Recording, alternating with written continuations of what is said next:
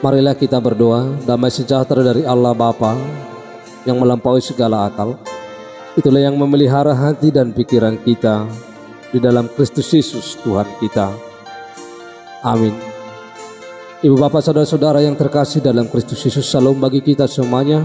Marilah kita mendengar firman Tuhan khotbah minggu untuk tanggal 20 November tahun 2022, yaitu minggu akhir tahun gerejawi, yang tertulis di dalam 1 Korintus pasal 15 ayat 50 sampai ayat 58. Demikian firman Tuhan. Saudara-saudara, inilah yang hendak kukatakan kepadamu, yaitu bahwa daging dan darah tidak dapat bagian dalam kerajaan Allah, dan bahwa yang binasa tidak mendapat bagian dalam apa yang tidak binasa. Sesungguhnya aku menyatakan kepadamu suatu rahasia. Kita tidak akan mati semuanya, tetapi kita semuanya akan diubah dalam sekejap mata pada waktu bunyi napiri yang terakhir. Sebab napiri akan berbunyi, dan orang-orang mati akan dibangkitkan dalam keadaan yang tidak dapat binasa, dan kita semua akan diubah.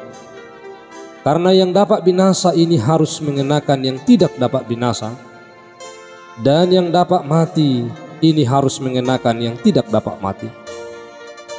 Dan sesudah yang dapat binasa ini mengenakan yang tidak dapat binasa, dan yang dapat mati ini mengenakan yang tidak dapat mati, maka akan genaplah firman Tuhan yang tertulis, maut telah ditelan dalam kemenangan.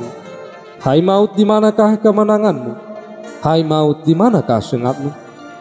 Sengat maut ialah dosa, dan kuasa dosa ialah hukum Taurat.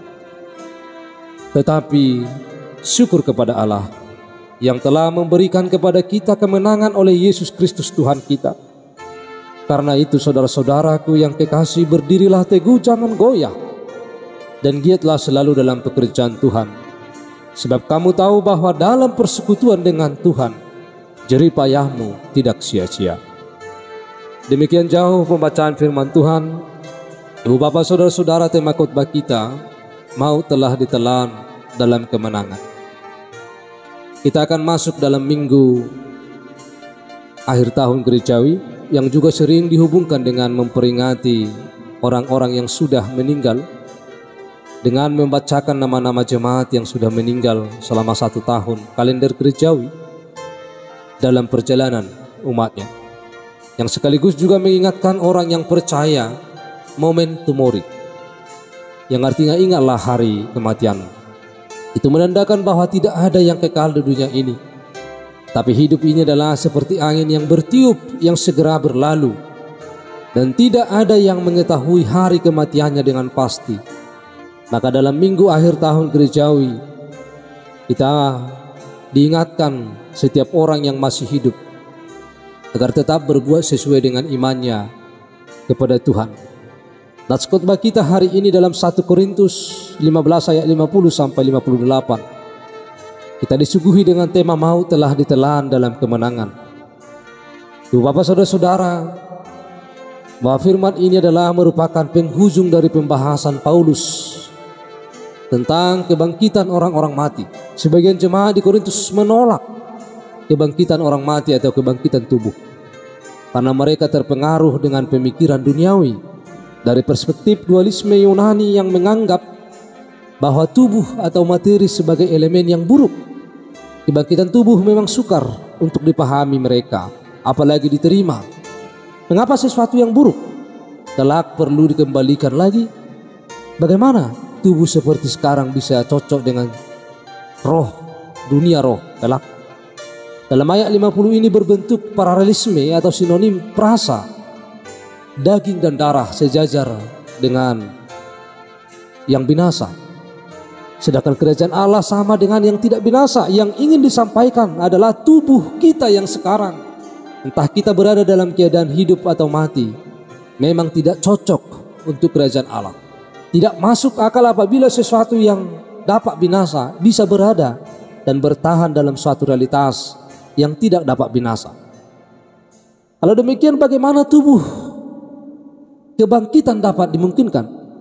Di mata Paulus, kunci untuk persoalan ini merupakan misteri. Artinya bukan sesuatu yang berbau mistis.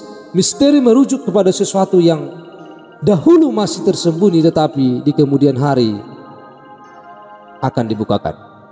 Pembukaan rahasia ini terletak pada karya Kristus dalam ayat 45 sampai 49. Tanpa Kristus misteri ini tidak akan terbuka dipahami. Bangsa Yahudi memang memiliki pengharapan tentang kebangkitan di akhir zaman, tetapi tidak jelas bagaimana hal itu dapat dimungkinkan. Beberapa tulisannya Yahudi kuno mengajarkan bahwa tubuh kebangkitan kelak akan sama persis dengan tubuh yang sekarang. Melalui kebangkitan Kristus kita bisa mendapatkan gambaran yang lebih jelas tentang perbedaan antara tubuh lama dan tubuh yang baru. Ada kesinambungan dengan yang lama, namun tidak mungkin persis sama. Bagaimana dan kapan perubahan tubuh terjadi? Transformasi ini ditandai dengan beberapa karakteristik. Yang pertama terjadi melalui kuasa ilahi, ayat 51 dan ayat 52. Transformasi tubuh tidak terjadi secara alamiah, tidak pula ditentukan oleh manusia. Ini terjadi menurut kuasa Allah yang supranatural. Yang kedua terjadi dalam sekejap. Kata ini menunjuk pada sesuatu yang tidak bisa dipecahkan lagi. Dalam kaitan dengan waktu, kata sekejap berarti waktu tersingkat yang dapat dibayangkan. Dalam ungkapan modern bisa disebut dalam sekejap mata. Jikalau bukan oleh kuasa ilahi, perubahan yang luar biasa ini tidak mungkin bisa terjadi apalagi dalam sekejap. Hal yang ketiga adalah bahwa terjadi pada saat kedatangan Yesus Kristus yang kedua kali. Itu adalah perubahan tubuh. Dalam ayat 52, napiri terakhir biasanya berkaitan dengan tradisi eskatologis atau akhir zaman. Allah akan menyatakan dirinya dalam penghakiman. Bagi orang-orang yang benar, penghakiman ini merupakan momen yang ditunggu-tunggu. Kita akan diberi tubuh yang baru. Kita tidak boleh menafsirkan 1 Korintus 15 ayat 51 sampai 52. Kita tidak akan mati semuanya, tetapi kita akan diubah. Seolah-olah Paulus meyakini bahwa kedatangan Kristus akan terjadi pada zamannya. Di sini Paulus hanya membicarakan tentang dua kategori manusia, yang mati dan yang hidup. Dalam dua kategori ini Paulus tentu saja menempatkan diri pada golongan yang terakhir. Lagi pula sesuai ajaran Yesus, tidak ada satupun orang yang tahu kapan momen itu akan terjadi. Semua orang perlu bersiap sedia.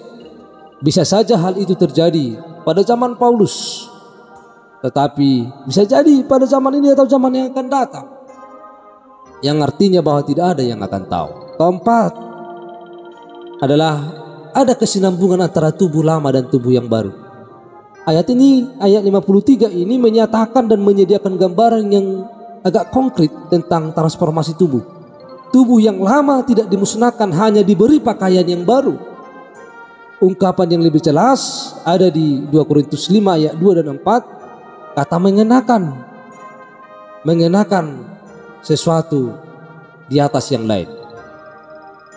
Sayangnya Paulus tidak menerangkan lebih lanjut sejauh mana kesinambungan tersebut. Perubahan yang terjadi mungkin seperti perubahan dari biji menjadi tanaman. Ada keterkaitan dalam taraf tertentu. Jenis tanaman sesuai dengan bijinya, tanaman menghasilkan biji yang sama lagi. Tetapi juga ada perubahan, beda wujud dan lain-lain. Lalu yang selanjutnya adalah yang kelima, bahwa perubahan ini pasti terjadi. Ayat 54 sampai 55, apa yang akan terjadi sebenarnya sudah lama direncanakan oleh Allah. Momen itu akan menggenapi nubuat dari kitab suci. Kutipan yang ada memang tidak persis sama dengan teks Ibrani. Dalam kasus ini Paulus mungkin mengutip dan menggunakan kitab suci secara agak bebas atau tidak menggunakan tradisi teks yang berbeda. Yang penting makna di dalamnya tidak berubah. Tuhan akan meniadakan maut. Menelan. Pertanyaan retoris dengan perkataan menelan, hai maut, di manakah kemenanganmu? Hai maut, di manakah sengatmu? Berasal dari Hosea 13 ayat 14. Dalam konteks asli, dunia orang mati, Sheol. Dan kematian atau maut berkaitan dengan penghukuman, baik kejahatan, Efraim. Dari perspektif kebangkitan Kristus, kejahatan dan maut telah dikalahkan. Apa yang sebelumnya merupakan berita penghukuman bagi umat Tuhan, sekarang justru berubah menjadi ejekan bagi maut sendiri. Saudara-saudara, dalam firman ini memang kita tidak akan menemukan atau mendapatkan penjelasan yang terlalu konkret tentang kebangkitan tubuh. Tetapi Paulus sendiri menyebut ini adalah sebagai misteri. Masih ada beberapa bagian yang tersembunyi. Nanti pada waktunya semuanya akan menjadi lebih jelas. Yang penting di dalam Kristus kita mendapatkan kejelasan bahwa peristiwa itu lebih dari sekedar impian atau harapan. Peristiwa itu merupakan keniscayaan. Pasti terjadi. Kebangkitan Kristus memberikan cicipan tentang bagaimana transformasi akan terjadi. Pertimbangan logis membuat perubahan ini menjadi sebuah konsep yang masuk akal. Memang harus ada perubahan. Kesaksian kitab suci meyakinkan bahwa semua pasti terjadi sesuai dengan yang Tuhan sudah rencanakan. Ibu bapak saudara-saudara yang terkasih dalam Kristus Yesus, mengenai kebangkitan tubuh ini, bahwa orang yang sudah meninggal itu adalah tidak selamanya berada di dalam kuburan itu. Tetapi ketika Yesus datang yang kedua kali sebagai hakim, maka Tuhan Yesus akan membangkitkan semuanya dan akan menghakimi, memisahkan orang yang percaya dan orang yang tidak percaya selama dalam hidupnya. Oleh karena itu, bahwa pada saat ini melalui kebangkitan Yesus, melalui kemenangan yang dilakukan oleh Yesus, bahwa kematian adalah bukan lagi suatu hal yang sangat mengerikan,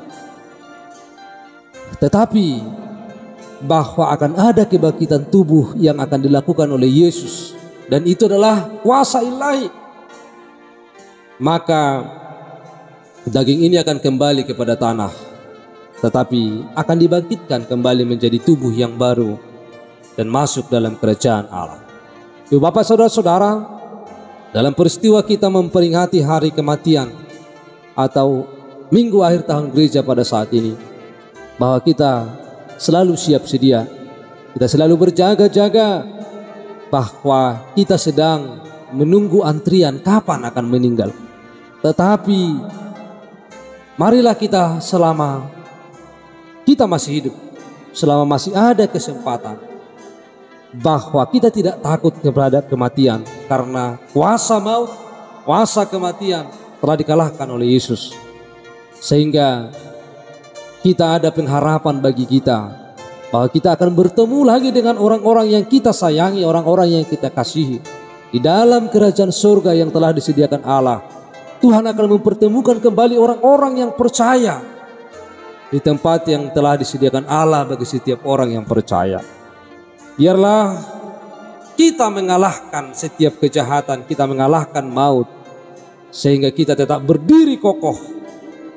Kita tidak pernah melupakan segala pekerjaan Tuhan. Giatlah selalu dalam pekerjaan Tuhan, sebab kamu tahu bahwa dalam persekutuanmu dengan Tuhan, jerih payahmu tidak sia-sia. Artinya kita tetap berdiri kokoh, kita tetap berdiri teguh dan jangan goyah di dalam setiap kehidupan kita selama kita masih hidup di tengah-tengah dunia ini.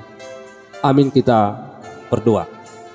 Ya Tuhan Allah Bapa kami yang di surga, kami telah mendengar firman-Mu, penuhi kami dengan kuasa Roh Kudus-Mu, sehingga firman-Mu dapat kami lakukan dalam hidup kami. Dalam nama Yesus kami telah berdoa. Amin.